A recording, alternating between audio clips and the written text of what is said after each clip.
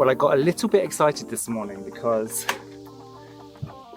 Liara here, it's day 30 of Ready for Babies, and can I look? She started pulling hair.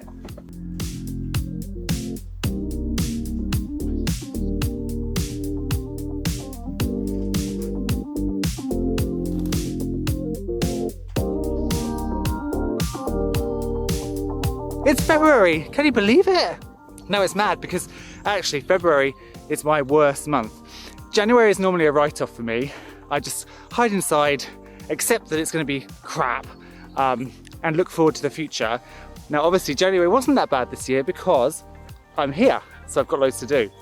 February is my worst month because you're still in winter, you're almost to spring, so it's frustrating. And the past 3 Februaries, I have lambed, so that's kind of taken my focus. And of course we're not lambing in February this year because I'm here on my farm, I'm not at my own work. However, let's talk sheep. Now I know the channel has been a little bit sheep focused, and for those of you who are not interested in sheep, I'm very sorry. And things will pick up once we get to spring and I start growing vegetables and flowers and all of that. But at the moment it really has been about sheep. Now one thing I have realised is these pens in winter just don't offer enough grazing. So although I said I would never use this electric netting again, I lied, I'm using it, just to extend their paddock. Now when I'm in this field, I turn the electric on because I'm always here, I can always go and grab somebody if they get stuck. And then when I leave the field, I turn the electric off. And it seems to have worked because when I'm here and they've been shocked, I'm here to get them out if necessary. And I've only had to get them out once. And they seem to have finally got the hint that you don't touch electric netting. Monty can clear it. He could jump over if he wanted, but he's actually been pretty good too. But in terms of lambing, I do think that Consuela is pregnant. She's starting to thicken up a little bit. It would be seriously bad luck if she wasn't, because she's lived with the boys since November. She's never had lambs before, so she ought to be super fertile. So if she wasn't pregnant, then there's an issue. It's very subtle and I can only just kind of see it. I'm hoping that it's not wishful thinking, but I do start to think she's starting to thicken up a little bit underneath and a little bit round the sides. I would guesstimate she's probably about 2.5 months pregnant, so we've got another 2.5 months to go. But fingers crossed, we're going to get our first heritage rare breed Norfolk Horn lambs this year.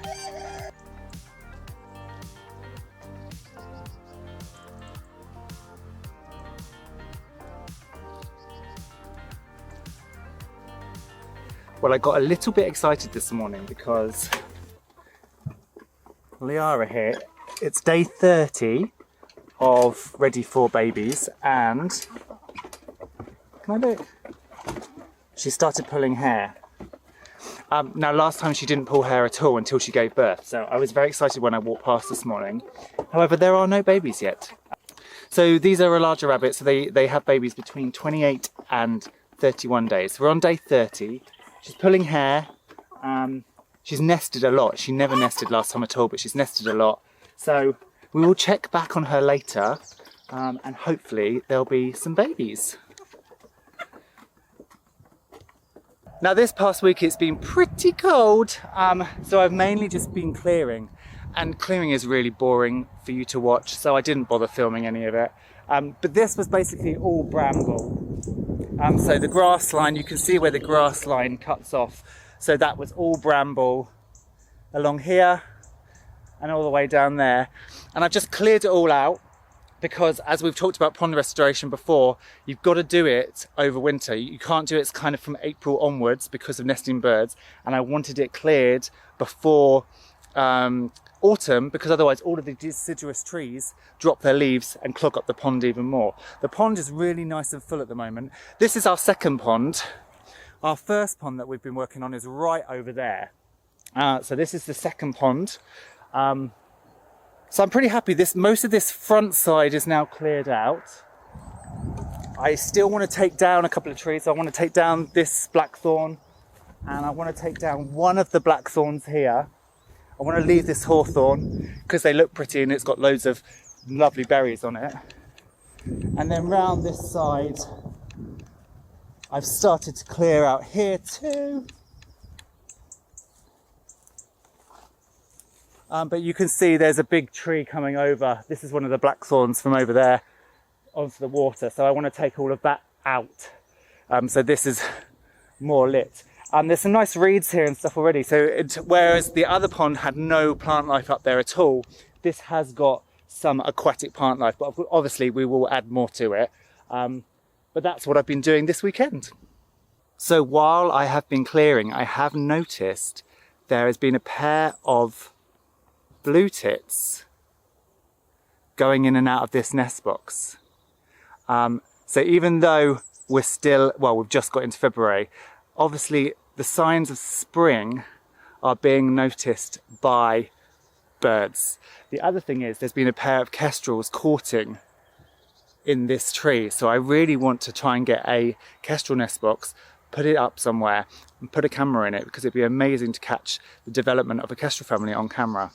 I'm not sure whether I should do it in this tree, because essentially we have a predator species up there and then a prey species down here. But I'm more concerned about the kestrels not having anywhere to breed than the blue tits or the great tits, who can breed basically anywhere. So we'll see how we go, and if I can get that nest box sorted before, well, in the next few weeks, we'll probably try and get it up.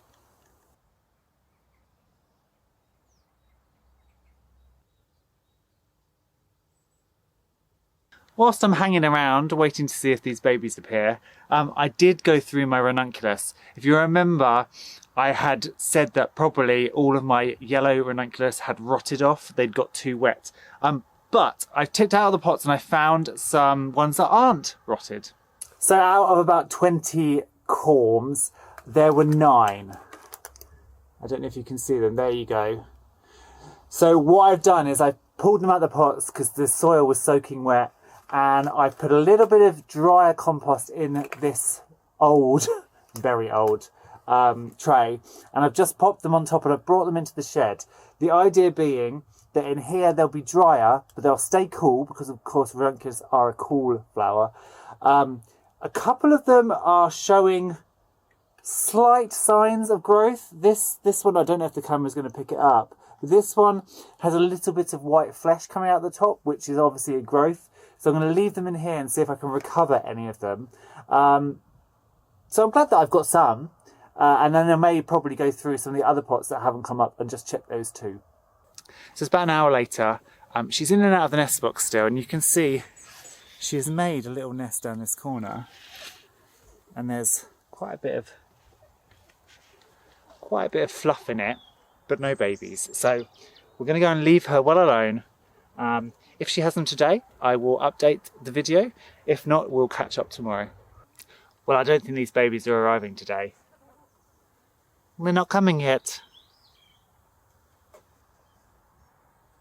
But the fact that she's pulling hair is really, really good. So, fingers crossed for tomorrow.